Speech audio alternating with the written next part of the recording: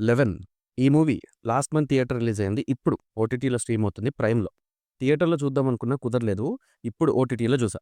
నాకు మూవీ బాగానే ఉంది. కానీ మూవీ టీమ్ చేసిన బిగ్ మిస్టేక్ ఏంటి అంటే పబ్లిసిటీ సరిగ్గా చేసుకోకపోవడం. అందుకే ఎక్కువ రీచ్ లేదు. కానీ సబ్జెక్ట్ వైస్ బావుంది. ఇంకా ఈ మూవీ కంప్లీట్ రివ్యూలోకి వెళ్ళే ముందు మన ఛానెల్‌ని ఇంకా సబ్స్క్రైబ్ చేసుకోకపోతే ఇప్పుడే సబ్స్క్రైబ్ చేసుకోండి. 'లెవెన్' ఈ నంబర్‌కి మూవీలో జరిగే సీక్వెన్సెస్‌కి ఒక లింక్ ఉంది. ఒక సైకో కిల్లర్ ఒకటే ఫార్మాట్‌లో కొన్ని మర్డర్స్ చేస్తూ ఉంటాడు. దాన్ని ఎలా క్రాక్ చేశారు అనేది మిగతా స్టోరీ.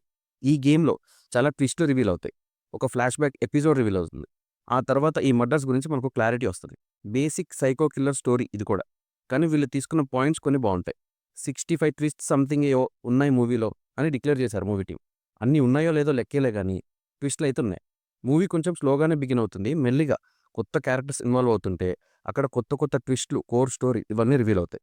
ఎప్పుడైనా police versus psycho killer subjects ఎంగేజింగ్‌గా ఉంటాయి. ఇన్వెస్టిగేషన్ కానీ, ఫ్లాష్‌బ్యాక్ ఎపిసోడ్ ఇవన్నీ ఎంత ఎమోషనల్ ఫ్లాష్‌బ్యాక్ ఉంటే రివెంజ్ కూడా అంత వర్త్‌లాగా అనిపిస్తది.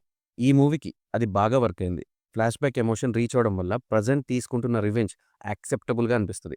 ఇలా ఏదైనా మూవీలో ఫీల్ అయ్యాం ఒక ఆడియన్‌గా అంటే మూవీలో ఎమోషనల్ కంటెంట్ కనెక్ట్ అయినట్టే.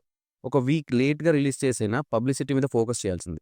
ఆఫ్టర్ కోవిడ్ ఓటీటీ యాక్సెస్ వచ్చాక థియేటర్ ప్రిఫరెన్స్ తగ్గింది ఆడియన్స్‌లో. అది నోన్ ట్రూత్. ఏదైనా పెద్ద హీరో సినిమా అయితే తప్ప, లేకపోతే కష్టమే. లేదా బజ్ క్రియేట్ చేయాలి.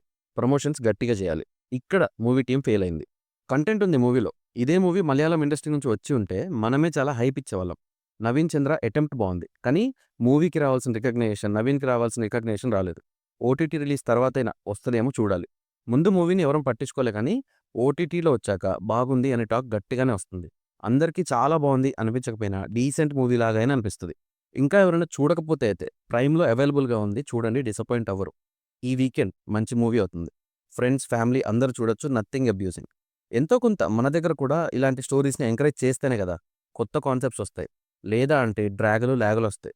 టు బీ ఫ్రాంక్, మనం బాగుంది అని చెప్పుకున్న కొన్ని మలయాళం మూవీస్‌లో కంటెంట్ కన్నా ఈ మూవీ కంటెంట్ బావుంది. స్లోగా ఉందనే కానీ డెఫినెట్‌లీ ఒకసారి ట్రై చేయొచ్చు. నా రివ్యూ నచ్చితే సబ్స్క్రైబ్ చేసుకోండి.